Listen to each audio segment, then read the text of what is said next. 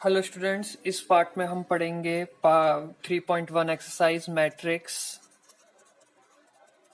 लेकिन मैट्रिक्स का जो आपका इंट्रोडक्शन है वो हो चुका है आपके फर्स्ट पार्ट में। ये पार्ट है सेकंड, उसी वीडियो का कंटिन्यूअस पार्ट है ये पार्ट सेकंड। और इस पार्ट सेकंड में हम स्टार्ट करेंगे क्वेश्चन नंबर 2 से 3.1 एक्सरसाइज का, क्योंकि प्रीवियस पार्ट में 3.1 के फर्स्ट क्वेश्चन तक हो चुके थे।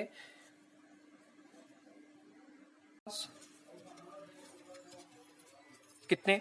13। अगर ये 13 एलिमेंट्स हैं तो पॉसिबिलिटीज देखिए। तो पहला सबसे आपका मेन काम होता है 1 क्रॉस 13। अब 2 क्रॉस कुछ भी करिए, something 2 cross something equal to 13 possible है? बिल्कुल नहीं है। पॉइंट्स में नहीं आएगा, ये सिर्फ इंटीजर्स में ही आएगा। आप इंटीजर्स में भी मत बोलिए, नेचुरल नंबर में ही आएगा या फिर होल नंबर्स। अब देखिए 2 नहीं हो सकता, 3 नहीं हो सकता, एक्चुअलिटी में कुछ भी नहीं हो सकता। तो लास्ट में जाके जब कुछ नहीं होगा तो 13 क्रॉस 1, 1 क्रॉस 13 और 13 क्रॉस 1, यानी कि इसमें सिर्फ 2 ही पॉसिबिलिटीज थी। उसी तरीके से इसका क्वेश्चन नंबर 3 है, वो आपको करना है। अगर नहीं आता तो आप उसे क्लास में पूछ सकते हैं, कोई प्रॉब्लम नहीं है। अब क्वेश्चन नंबर 4 से स्टार्ट करते हैं। जो क्वेश्चन आपको ये है क्वेश्चन नंबर 3, ये आप क्लास में पहले करिएगा। अगर नहीं आता है तो डाउट क्लास में या जो क्लासेस होंगी उसमें आप पूछ सकते हो। उसके बाद क्वेश्चन नंबर 4 की बात करते हैं। और जहां तक कि क्वेश्चन नंबर 3 आपसे हो जाएगा, बिल्कुल सेम क्वेश्चन है सेकंड के जैसा। अब देखिए क्वेश्चन नंबर 4 में क्या करा गया है। क्वेश्चन नंबर 4 में हमें बनानी है 2 क्रॉस 2 की मैट्रिक्स। क्या बनानी है? 2 क्रॉस 2 की मैट्रिक्स, ठीक है। लेकिन हमें दे रखे हैं एलिमेंट्स। एलिमेंट्स क्या दे रखे हैं? आई जे, और वो भी देखिए किस तरह से दे रखे हैं। कोई टफ नहीं है, इजी क्वेश्चंस हैं सारे ही। I plus J divide by 2 whole square. अब देखिए 2 क्रॉस 2 की मैट्रिक्स बनानी है, तो जरा ध्यान से देखिए 2 क्रॉस 2 की मैट्रिक्स में होता क्या है। A11 A12 A21 A22। तो यानी कि यहाँ पे क्या होगा? IB1 JB1, यहाँ पे I1 J2 I2 J1, I और J यहाँ पे 2 2, क्योंकि मैंने आपको कहा था आई जे, पहला एलिमेंट I होता है, दूसरा एलिमेंट J होता है। तो आपको इसमें करना क्या है? कुछ नहीं करना। तो A11 लिख दीजिए 1 1। तो इसके क्रॉस भी क्या हो गया? 1 प्लस 1 डिवाइड बाई 2। तो ये कितना हो गया? ये हो गया 2, 2 का स्क्वायर 4, 4 डिवाइड बाई 2 यानी कि 2। A11 आ गया आपके पास। उसी तरीके से A12 देखिए, तो आप क्या पुट करोगे? यहाँ पे 1, और यहाँ क्या पुट करोगे? 2, 1 प्लस 2, और इसका क्या है? स्क्वायर। तो ये 3 हो गया, और 3 का स्क्वायर 9, तो क्या हो गया? 9/2। अब A21 देखिए, 21 में क्या पुट करोगे? 2 1, 2 plus 1 whole square divide by 2, तो ये भी क्या होगा? 9/2। लास्ट रह गया, लास्ट क्या रह गया? A22। तो इसमें क्या होगा? 2 plus 2 whole square divided by 2, तो ये कितना हो गया? 4, और 4 यानी कि 16, 16 डिवाइड बाई 2 यानी कि कितना आ गया? 8। तो अब देखिए हमारे पास A11 है, कहाँ है A11? ये रहा। A12, 12 कहाँ है? ये रहा। A21 बिल्कुल सेम है रहेगा, ये बिल्कुल। A22 ये रहा। तो अब देखिए कैसे लिखेंगे? A11 कितना था? 2। A12 कितना था? 9/2। A21 कितना था? 9/2। A22 कितना था? 8। तो हमने ये 8 लिख दिया। तो ये आपकी मैट्रिक्स फॉर्म होगी। तो इस क्वेश्चन 4 में, क्वेश्चन 5 में सेम यही तरीका है, कुछ नहीं है। लेकिन क्वेश्चन 5 का एक क्वेश्चन मेन है, ये क्वेश्चन 4 था।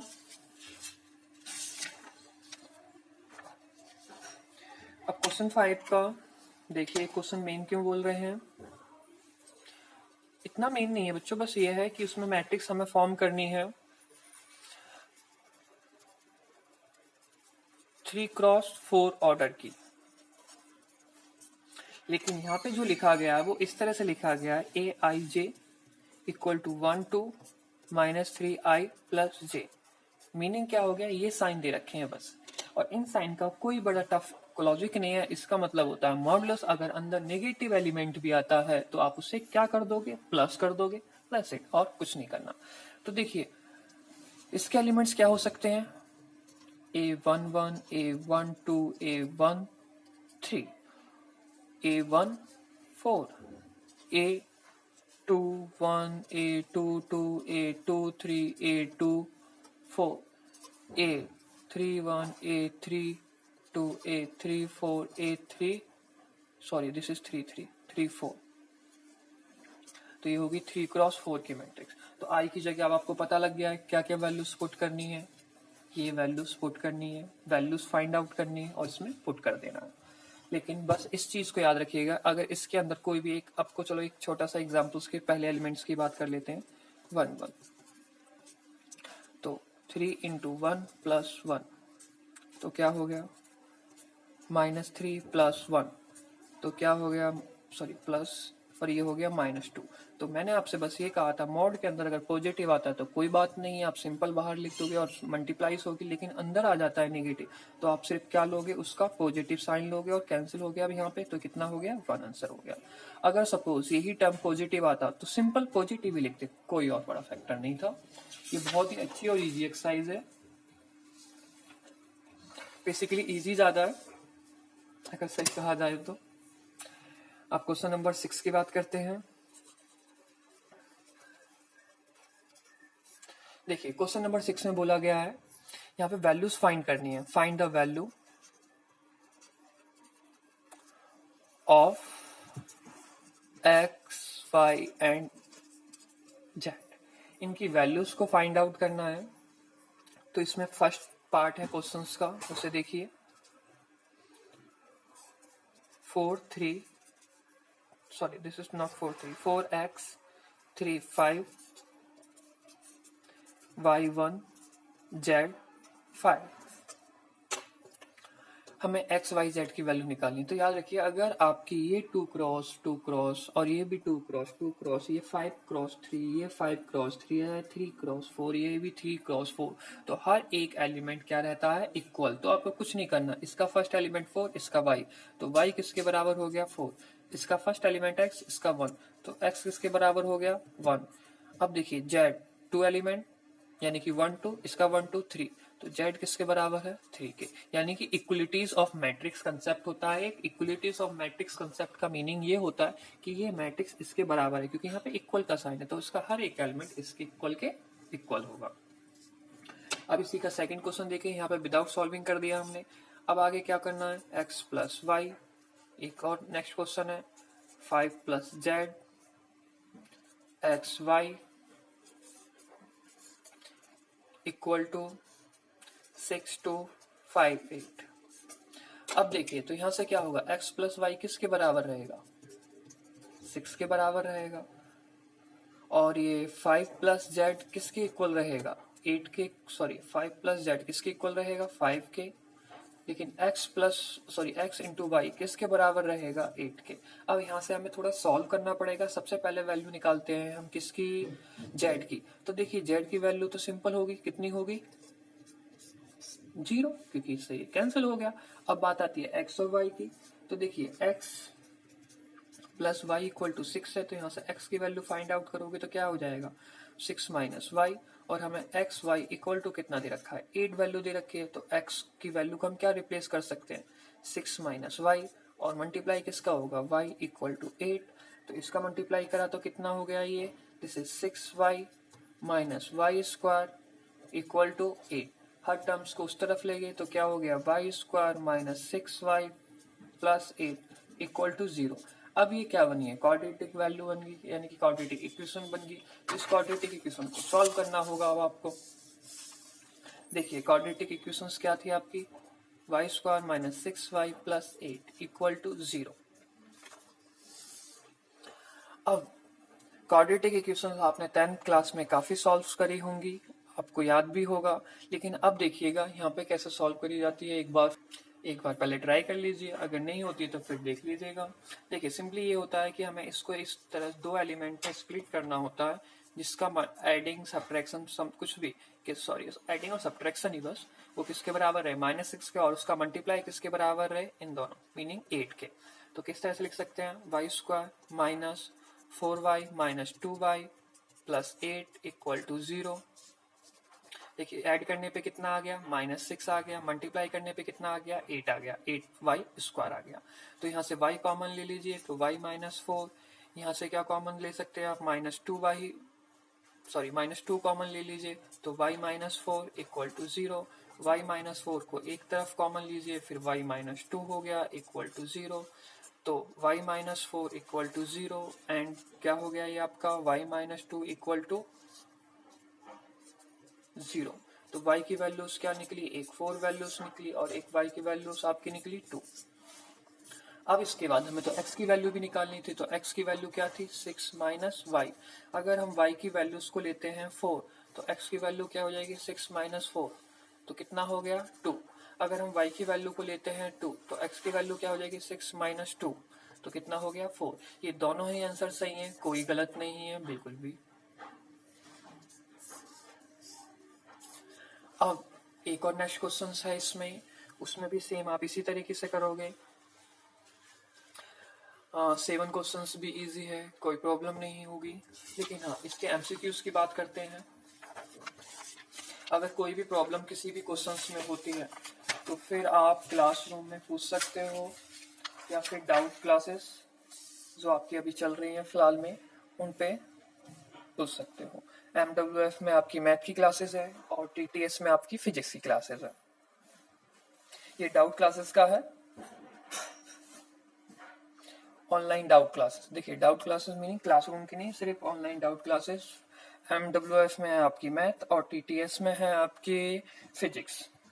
दोनों की टाइमिंग सेम है, 8 PM। अब क्वेश्चन 8 की बात करते हैं। यहाँ से ये MCQs क्वेश्चन है, एक स्क्वायर मैट्रिक्स है, ध्यान से देखिएगा। AIJ M cross N। अगर हम इसको स्क्वायर मैट्रिक्स कह रहे हैं, तो स्क्वायर मैट्रिक्स का मैंने आपको एक लॉजिक कहा था कि number of rose equal two numbers of column होंगे। तो इसका मीनिंग क्या हो गया, यानी कि ये रोज होती हैं, कॉलम होती हैं, तो इसका मतलब ये हो गया m इक्वल टू n। ये दोनों क्या टर्म्स रहेंगे, इक्वल रहेंगे। तो इसका ऑप्शन कौन सा हो जाएगा, m इक्वल टू n कौन सा ऑप्शन है, थर्ड, यानी कि सी ऑप्शन है। तो इसका ऑप्शन हो गया सी। 9 क्वेश्चन देखिए। 9 क्वेश्चन में कुछ नहीं है, अभी आपको एक कराया गया है, यानी कि ये मैट्रिक्स इक्वल्स सॉल्व करने के लिए सेम इसी बिहाफ से है। ये क्वेश्चन भी इजी ही है। सबसे अच्छा क्वेश्चन और जो सबसे इंपॉर्टेंट क्वेश्चन है इस पूरी एक्सरसाइज का, यानी कि ओनली 3.1 का, वो क्वेश्चन नंबर है 10, जो आपको बिल्कुल अलग है और जो काफी मेन भी है। देखिए अब मेन कैसे है, ध्यान से समझिएगा इस क्वेश्चन को। स्पेशली हमें पॉसिबल मैट्रिक्स बतानी है, पॉसिबल मैट्रिक्स बतानी है। ऑर्डर दे रखा है आपके पास, ऑर्डर है 3x3 का, ठीक है। और हमें और इस 3x3 में ऑर्डर है 3x3 का, जो एंट्री होगी, एंट्री मीनिंग एलिमेंट्स होंगे, एलिमेंट्स हैं सिर्फ 0 या फिर 1, या तो हम 0 पुट करेंगे या 1 पुट करेंगे। तो अब इस तरह के ऑर्डर्स और एंट्री भी जब स्पेसिफाई होती है, तो हमें क्या बताना है, मैक्सिमम पॉसिबल मैट्रिक्स, यानी कि ऑल पॉसिबल मैट्रिक्स